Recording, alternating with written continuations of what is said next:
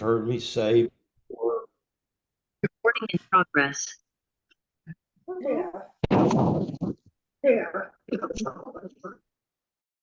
Today we're going to be doing a new chapter on meditating on the body, using the body as our anchor. And as some of you have heard me say in the past, this is where functional MRIs really help us deepen the quality of our meditation. Because what we discovered is that there are two things that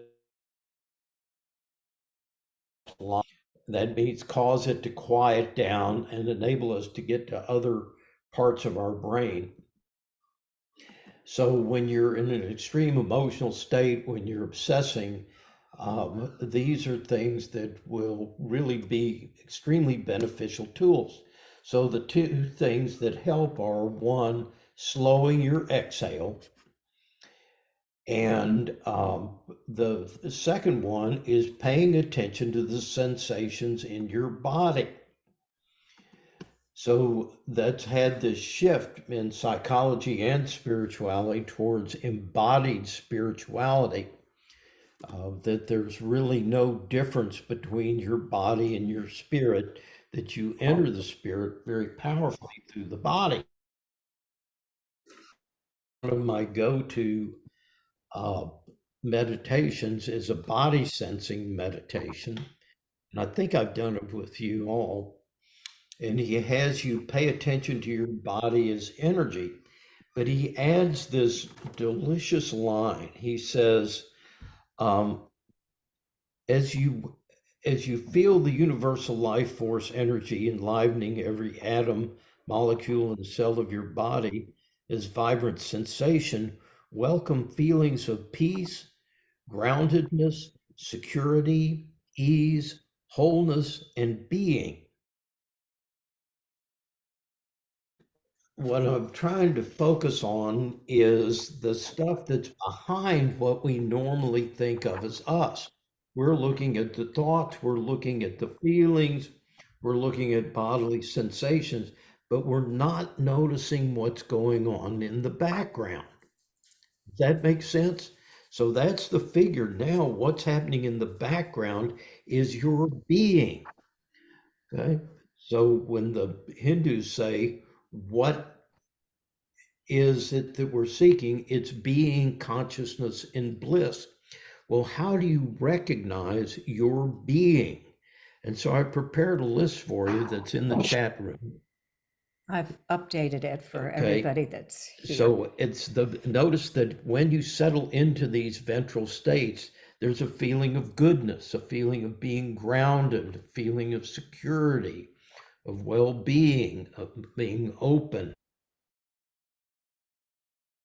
responsive, present, connected, alive, calm, easy, joyful, loving, compassionate, free, expansive, spontaneous, meaningful, peaceful, and spacious.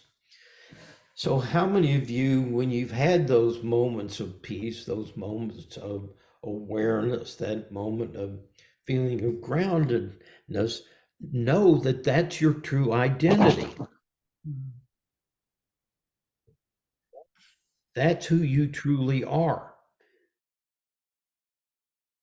The urge, what I keep saying is you don't have to create these things. These things appear and manifest when you're not caught up in the monkey mind, when you're not striving, when you're not doing, when you're not analyzing. You get all these gifts of the spirit. And this is who you are. This is what connects you with all of life. That's the nature of the energy of the universe. That you've been looking for included in that list.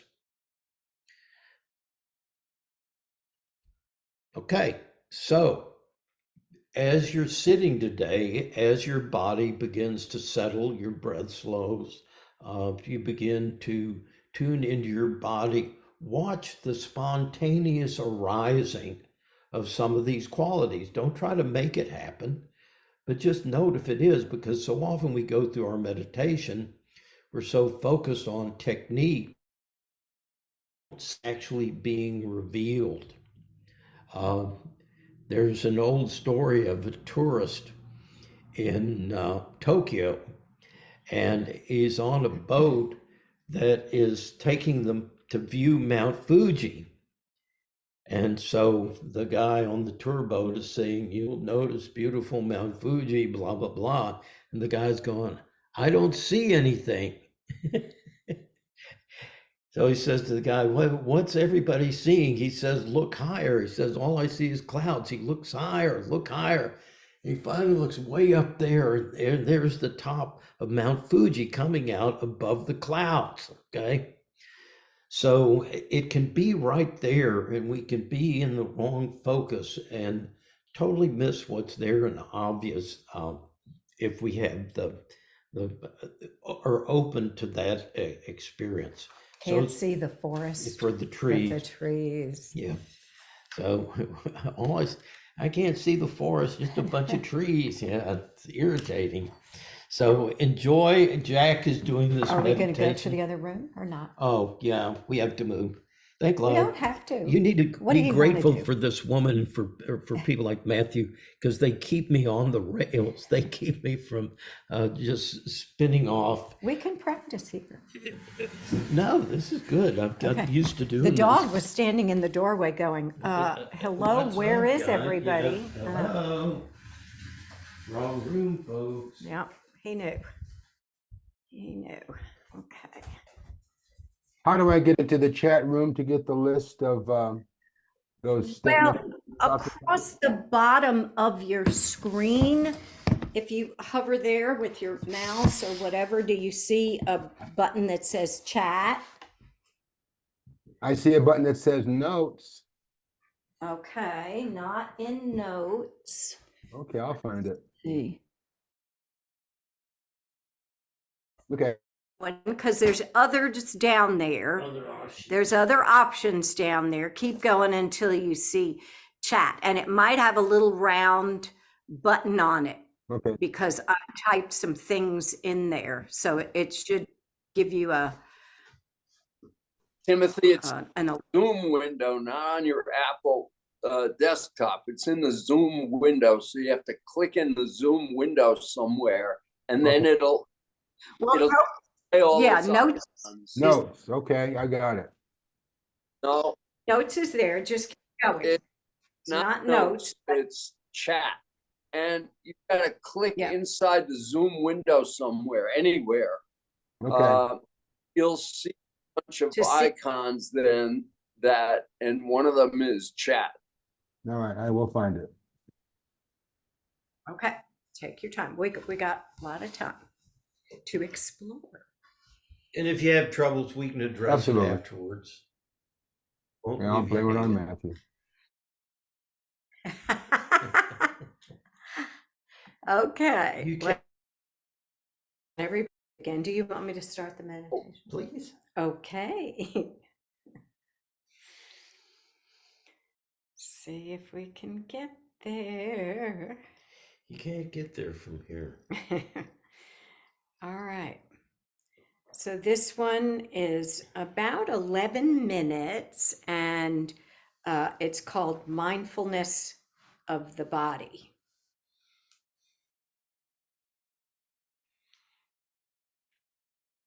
All right, turn everything up.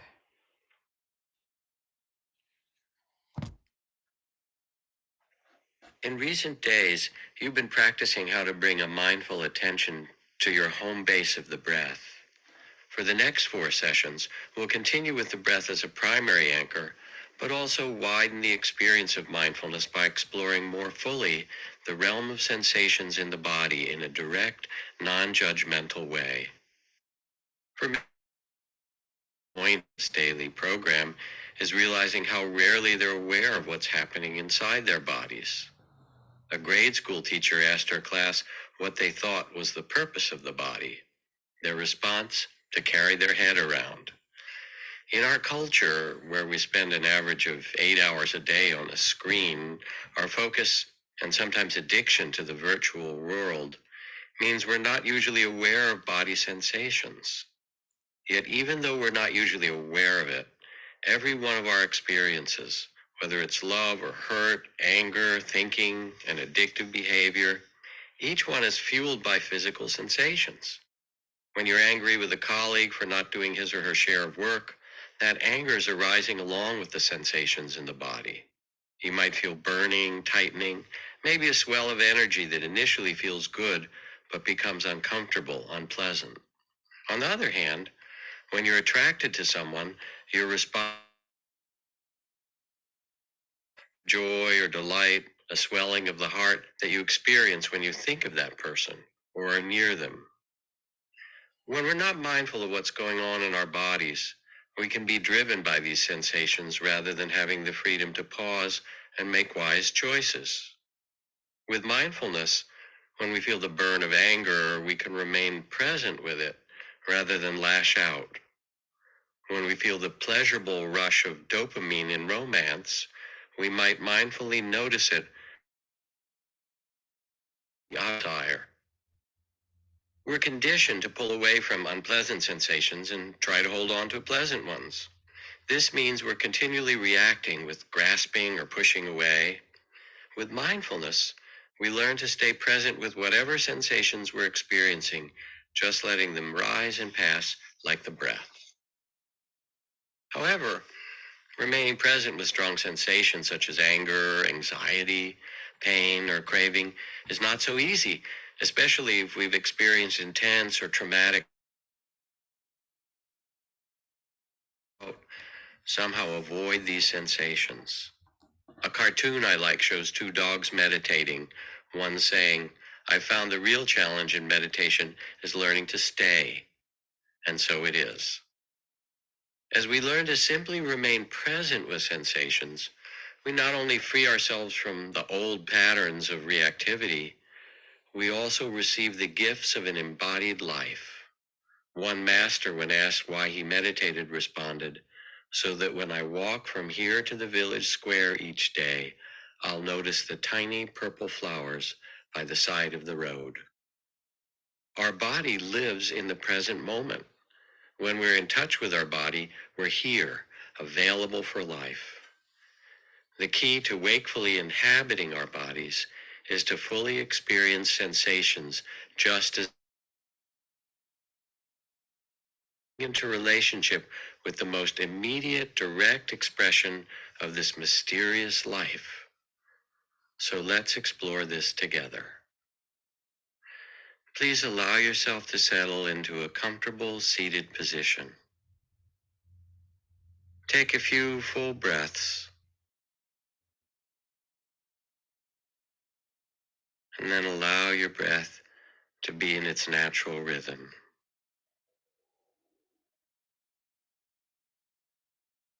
Your breath. Relax with the inflow and outflow, feeling the breath with a calm, clear attention.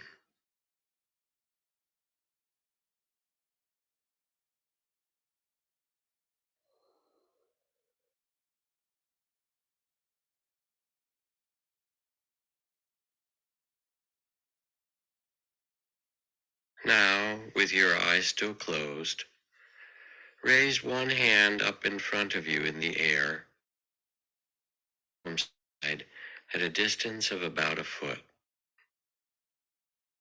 As you do this, feel the sensations from the inside out.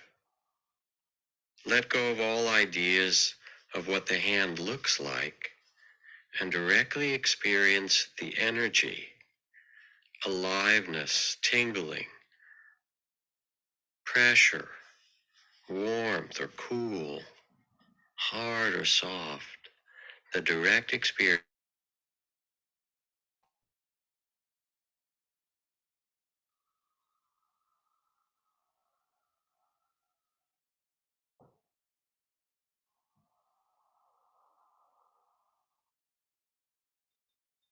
Now gently rest your hand down and bring the same attention to your other hand, the one that's been resting in your lap.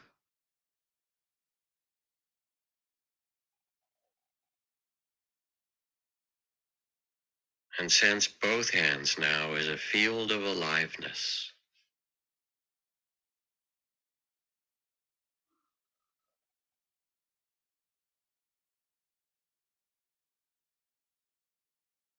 Feeling the hands from inside out, is there any boundary that lets you know where your hands end? Can you imagine and sense the sensations you experience floating in the space of awareness? And feeling them from the inside out.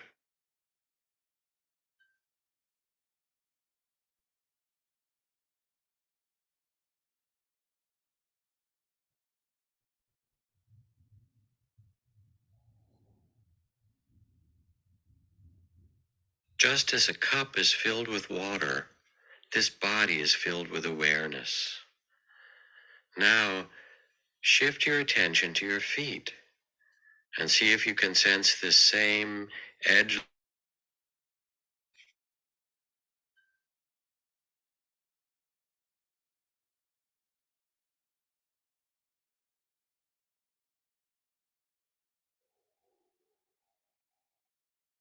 And now let yourself feel this energetic aliveness, the tingling and warmth and cool and pressure.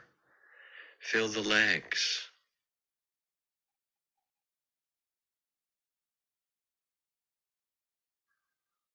Sense it in your pelvis and your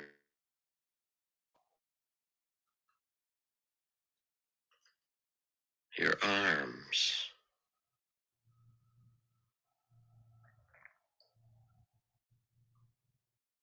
your neck and head and face.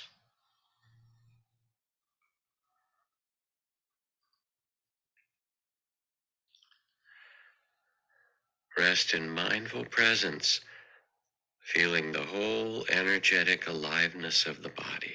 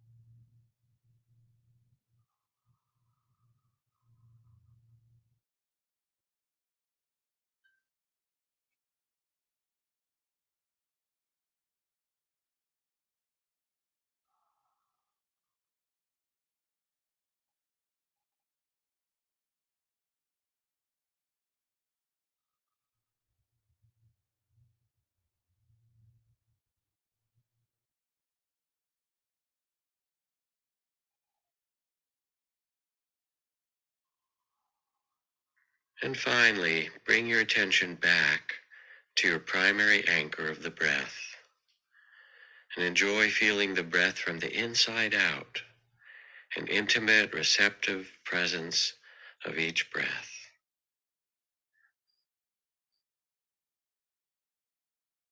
As an anchor, you might rest your attention in the sensation of the hands or the feet.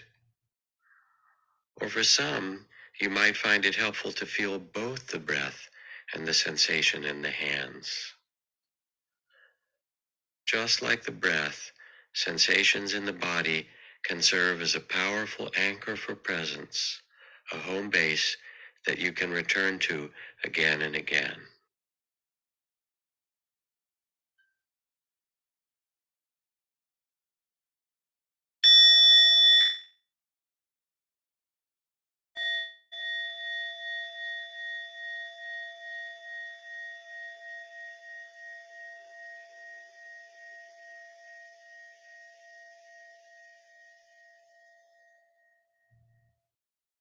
To deepen mindfulness of the body, as you move through the day, you might periodically pause, feel your breath, and then along with breathing, sense your hands from the inside out. This bodily awareness can help you be more present in the situation you find yourself facing.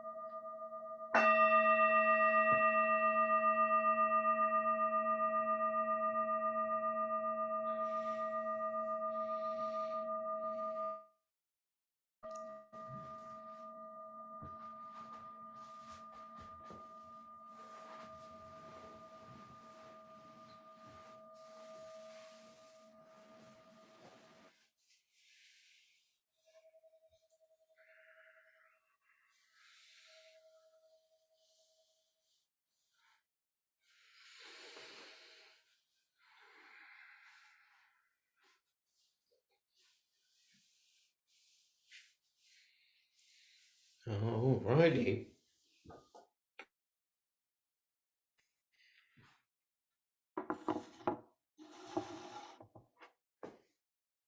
Just take a moment to savor where you are and any of those qualities that may have emerged during your meditation. Take a time to hook the synapse up that this is not an experience like going to see a pleasant movie. It's not a neurotransmitter issue. This is relaxing back. This is your true identity. Alan Watts wrote a wonderful book called On the Taboo Against Knowing Who You Are. And in the West, what we're not supposed to know is that we are God. We are the very ground of being in this incarnation. There's no distinction between the two. So you get crucified, you get burned at the stake, you get drawn and quartered for claiming this truth that gets revealed in meditation. So, great place to be. That was a joke. Burning at the stake. She doesn't like for me to burn the steak. So what y'all got? Well, I thought this was a great meditation. I love that energy thing that he did at the beginning. And I don't think I've done that in other settings before for other reasons, but it really got me there faster, to the feeling of wholeness and well-being faster than usual. So Good. this will be one I'll be listening to on YouTube. Good. Yeah, Richard Miller is the real expert on this, one of the two schools of Yoga Nidra. So he borrowed some from Richard Miller. Jack did. Kornfield. But you'll find that Richard really develops it a lot more richly. Body sensing, he calls it body sensing. And the thing that Jack was touching on at the end, the beauty of this is it really works best when you do it often during your day. Just take every opportunity that you remember to be present to also feel the energy in your body. So not just the gross sense of, am I gripping the steering wheel with a death grip and hunched over and my jaw clenched and my butt clenched, but also tuned into the subtler sensations that are going on in the body. And one of the things that Richard says is you'll begin to notice, and another one of these things that is emergent is that the wisdom mind follows closely behind this, that you're much less reactive and much more responsive. And with my clients, I work on responsibility, which we always think of as such a heavy thing. Oh, I don't want all those responsibilities. But it has a whole other sense, which is my ability to respond rather than react to my environment, not coming out of the conditioned mind. And that's part of that freedom and spontaneity and that sense of expansiveness that opens up, is that I'm not confined in the cage of my conditioned mind.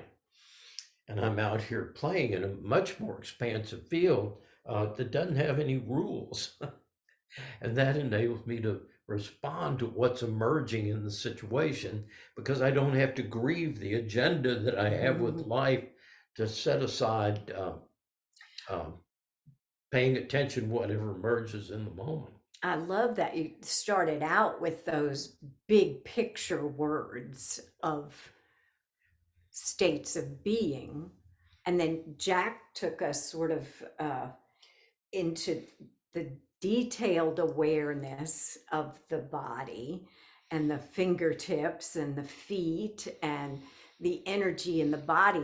And so for me, it was playing with zooming out and Right. zooming in. Yep. You could zoom out, you know, and feel that freedom and spaciousness, and then you could zoom back in and feel the hips and the feet and the sensations in the body. So it's playing with awareness. Yeah, exactly. And again, taking a playful attitude will get you there quicker than working at it. You know, Right, that's that right. ventral Oh wait, I've got to, state. I've Yeah, got to, yeah. I've got to notice my feet. Oh wait, I've got to feel free, and yeah. So good. Yeah, okay. I heard something for the first time, and that was that when you have a strong emotion, and my brain hooked on anger, Mhm. that you should stay with it. And when I get angry, I always want to just push it away. I look at that as being a very negative emotion. So I'm going to try that. Okay. Yeah. So another way that I'd suggest thinking about anger has a spiritual function. Um, so Saint Michael is the embodiment of anger. But anger is designed to be used to protect and to defend. It's not used to attack. So what happens is that when anger emerges, there's been some sense of violation of boundaries unless we're generating the anger through our thoughts and our expectations and stuff. What happens is that it's a constriction. So think about fear, think about shame, think about anger. What do they all have in common? They're not negative emotions in a moral sense. They're negative in that they block the flow of energy in my body. Okay. So the challenge is to stay with the anger and soften to it, because there's tremendous power in that gets directed and focused at a target. It gets too narrow. Okay. And one writer says, experience the bright, juicy fullness of that energy that emerges, the third chakra energy. And so when I try to repress my anger, I'm adding constriction to constriction. Does that make sense? Mm. So we create a space and it begins to dissolve and dissipate and transform back into that life force energy that gets trapped in that form at third chakra. So that's the possibility that's behind it. There is that righteous indignation that we feel when we see the innocent being attacked by powerful people. But as Martin Luther King says, we've got to soften to that. We've got to get past the reactivity and the closeness, and then use that energy to stay present and loving, but firm instead of saying stop. I'm not going to let you do that. I'm not going to let you hurt me. I'm not going to let you hurt others. And I'll put myself in harm's way to say stop. Go ahead, Tommy. No.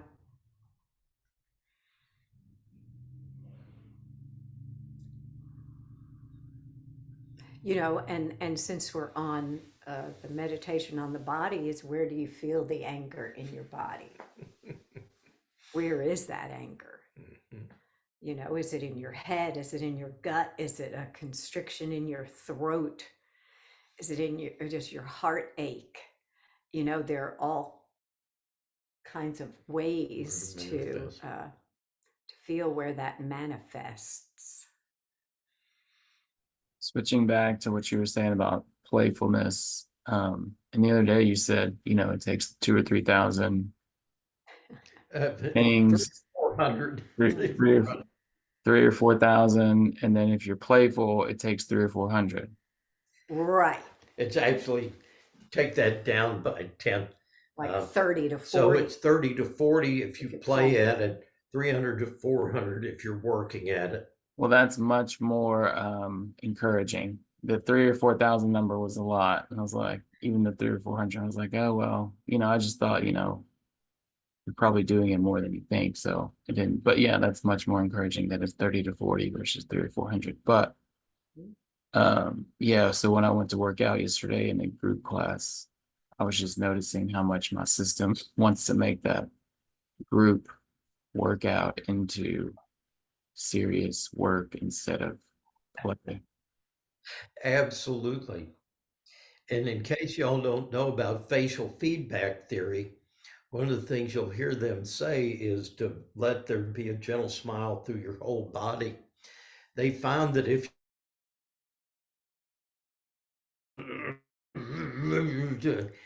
it's going to take real effort uh, to do your workout. If you just smile, your body is tricked. This is what we're learning. Your body sends signals to your brain. And if you're sending a signal that you're happy, your body starts believing it and you'll have a much better workout. So Matthew and I were taking a walk together the other morning, and he said it's so much easier to walk with someone. But think about why. Taking a walk, I'm doing my walk, I'm doing my 10,000 steps for the day, as opposed to we're just walking. It just walking has that ease to it. So that participates in being. When you know that, it's because you're more present, less directed. Good. The other thing is when I do Tai Chi, when you're doing Tai Chi, it's called playing Tai Chi. You don't play.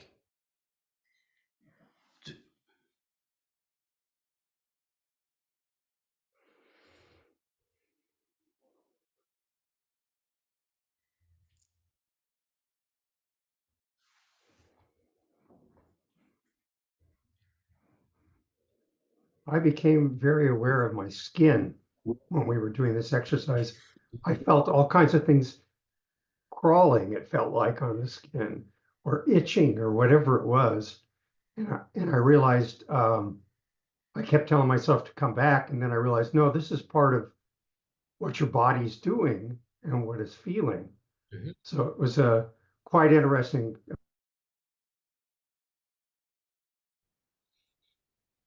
Good.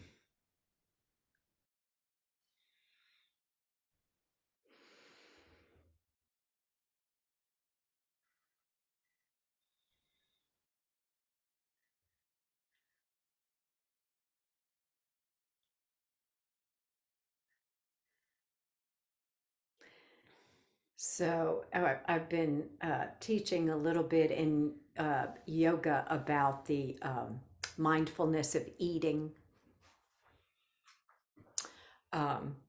Couple of books by Lynn Rossi that are really good about the mindfulness of eating. And she started with a belly check, a breath and a belly check. And for me, it's kind of like a body check. And that's what Jack had us really do. But it's interesting, as Bart said, throughout the day, or before your meal, what's the belly check? Am I hungry? How hungry am I? What am I hungry for? Those are all that, to me, types of playing with that.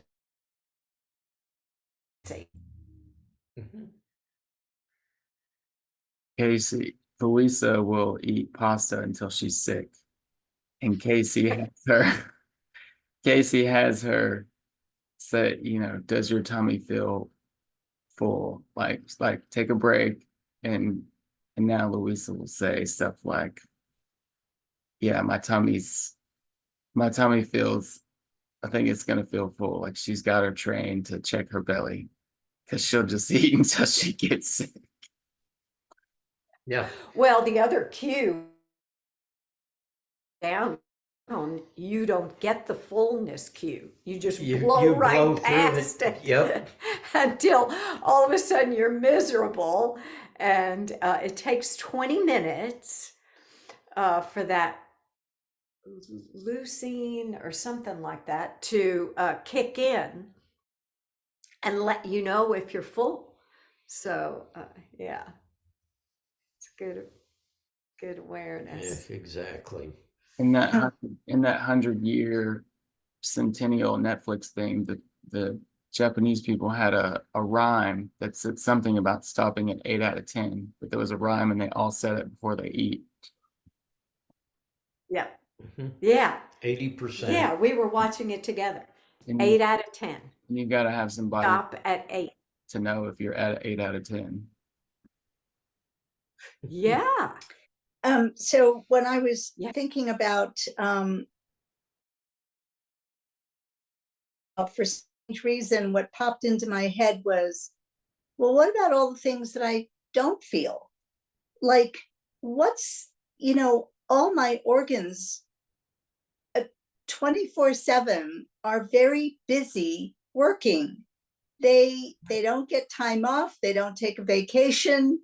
My spleen, my intestines, my heart, everything, it's working all the time, and I don't feel it. My heart's pumping, and I take a breath, and it's getting distributed to, the oxygen is going to all the different cells in my body.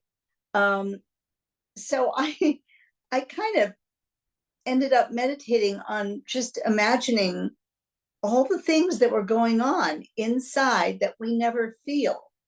I suppose if we were very sick, we might feel it when things go wrong. But I was just appreciating how hard all my organs work to keep me functioning. Yeah, nice to feel it when things are going right. Yep. Yeah, but it's not something you really feel, like waving your arm, you can feel the air and all of that, but there's all this energy going on inside you. And I thought that was an interesting thing to meditate on. So again, we were talking about how we're now looking at the internal senses as opposed to the external senses. And we're talking about things like proprioception was your sense of where your body is in space. That's a sense, okay? What you're talking about is what we call interoception. And that means a capacity to experience your organs, experience your body from the inside, so that you feel the quality of your digestion. You feel your heart rate.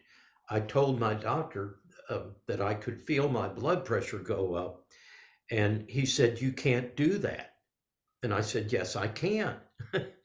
And any of you who've done yoga and stuff like that may know that feeling your heart rate, feeling your respiration, feeling all those things, you can cultivate that sense. That's part of what we're doing on the mat. Is exploring this internal world, which has as much going on as the external world. That's cultivating that attitude of curiosity, which you just did. It's like, whoa, what, that stuff, what's going on? Is that in there? And that's the screening out we do. It's not that it's not there, it's that we ignore it as irrelevant. And we're removing those judgments and saying there's not one aspect of reality that's more important than the rest. So mindfulness means taking the whole fucking filter off, internally and externally. And once that dividing line quits being made by the mind, you'll see there's no, like with your energy, where does your energy end and the energy of the universe begins?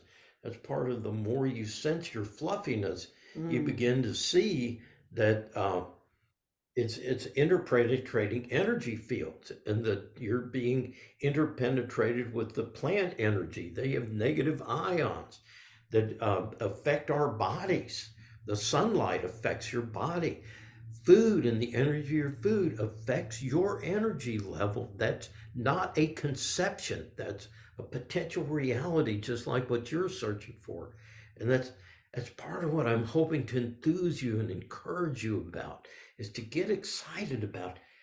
I want to know how primitive people could feel herds moving 50 miles away and feel weather changes and feel the energy of a plant and know what its medicinal properties are. Yeah. Isn't that Yeah. it makes me realize how blind I am. And so I find this really, Yeah. Yeah. yeah. I know Ken, our yoga teacher in Costa Rica, had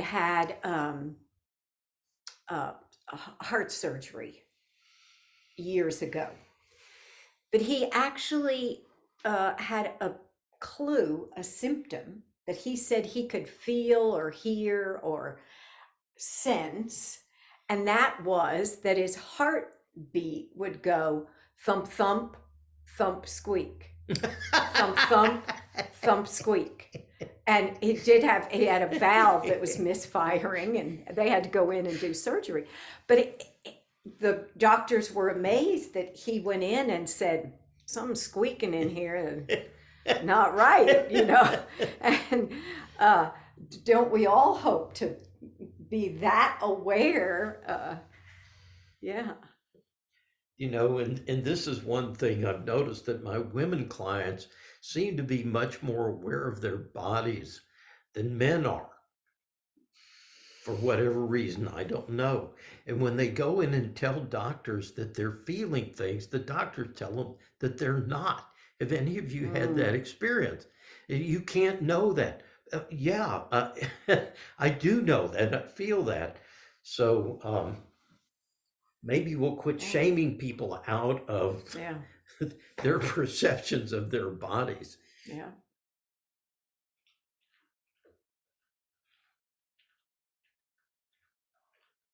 Part of my journey right now is being very aware of my body and my shoulder and everything, and that exercise with doing it with both hands.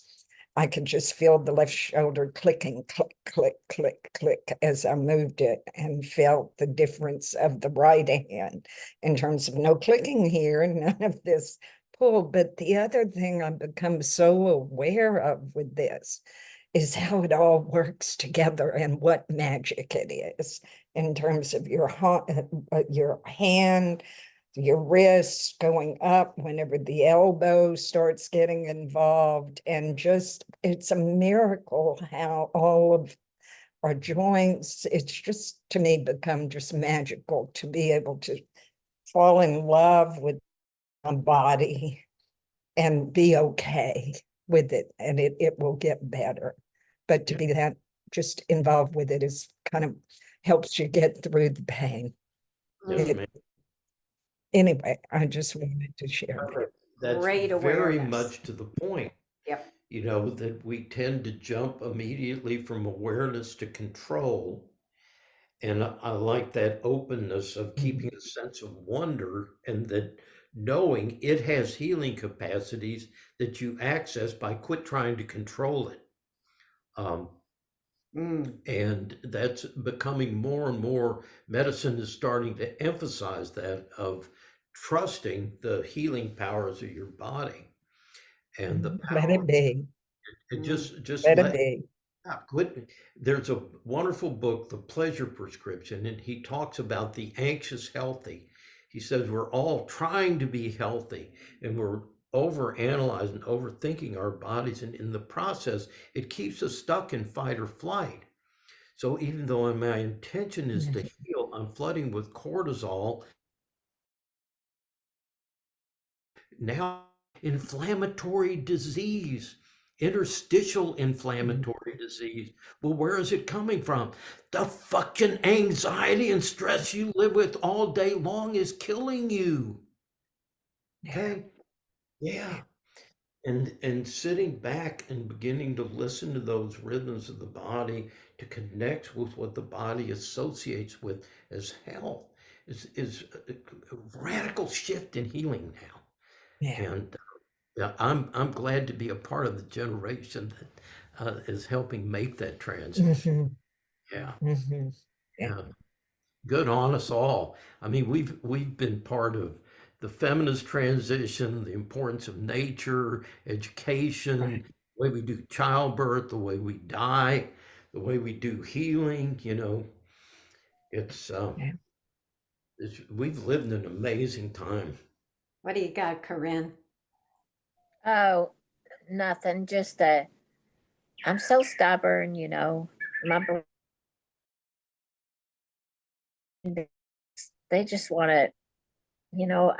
I'm like this ungrateful kid, you know. It just, it amazes me how I can just not let go of something. You know, that's just a little observation.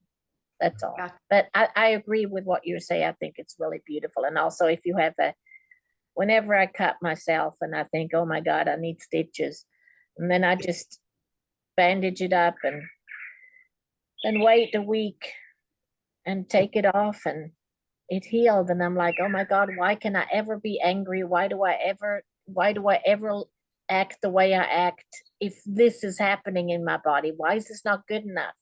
Why can't this just be good enough for the rest of my life? Why do I go and let my feelings and my worries and my desires run it again? Yeah. You know, Okay, so again, realize that's not you. You keep saying, I do that. And you're saying, I don't want it to happen, but I still call it me. It's not you, it's your brain. well, my brain is me too. I take possession and claim of my brain. Okay, it's a part of your experience, but the things that it's telling you and the things it's doing, if it's against your intention, how could it be you? That is a good question, but I am, you know, Yeah. I still wonder about that, how it can be. It seems to be, but how it can be, I don't know. That's what what we're saying, Corinne, is that prior to thought is awareness. Children have awareness, animals have awareness. They don't have thoughts. All right. So we have been conditioned to think of the thoughts as being us. But when you begin to look at a chart, sometime when you're at my house, I'll show you a chart. Read a book called The Biology of Belief by a guy, he's a cellular biologist from Stanford. And he shows a picture of how many thoughts your conscious mind controls as opposed to how many things are being managed by the rest of your body and your brain. And there's 40 million bits of information being processed by your body awareness, okay, your unconscious mind. There are 128 bits of information being processed through your conscious mind. That's 128 versus 40 million. Who wins? So that's the mismatch that we're playing. So that sense of humor, and I like the way you're flirting with that. That here I am trying to be expansive in all this, and something else takes over and keeps putting me in the ditch. That's a spiritual journey. And the thing is, Corinne, to show that it's not your brain, is we've all had the same experience. It's what the primitive brain does. So Yep, we're all in the same boat. we're all caught with this uh, uh, defense mechanism. The monkey mind is your defense. It's what kept us alive through 2 million years of human evolution. It's a part of our brain that has tripled in size in the past 2 million years.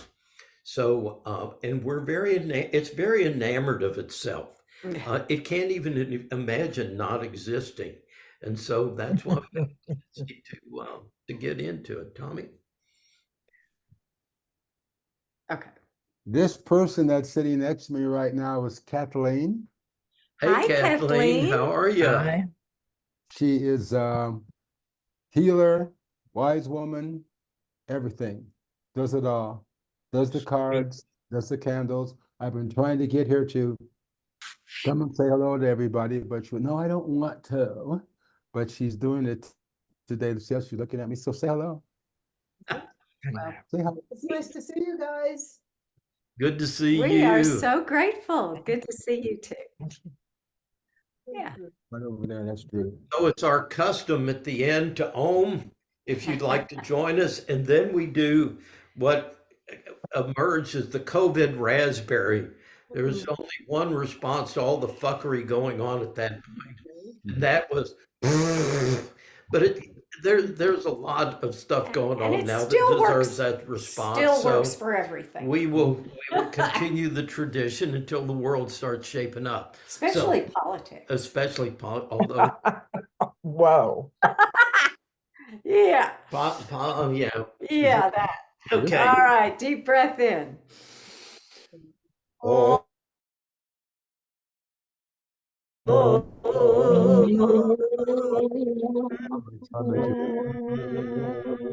Look at Drew. Oh, as usual, better each side.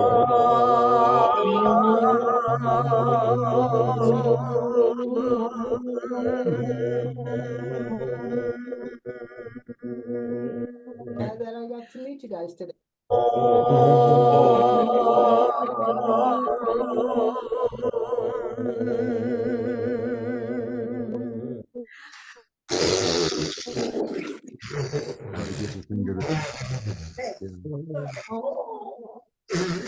We'll just do it. Wait, real quick. Everybody. Goodbye. Love you all.